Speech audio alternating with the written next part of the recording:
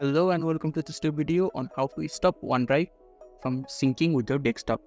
So if you are new here, subscribe and press the notification bell icon so you don't miss any upcoming part of videos. Now let's get started. So firstly, you need to look on the right hand side of the bottom taskbar. There will be an cloud icon. When you hover around it, it will say OneDrive. So you just have to click on it and a pop-up box will appear. And you just have to look on the top right hand side of the pop-up box. There will be an setting icon. Click on that setting icon and another pop-up box will appear, and the first option of that box will be settings. So you just have to click on the settings and you will be able to access the settings interface.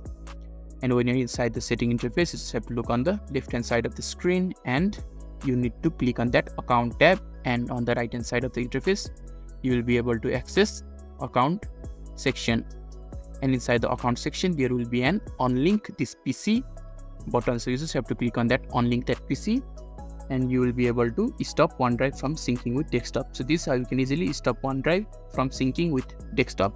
So if this video is helpful to you, don't forget to leave a like button. Thank you.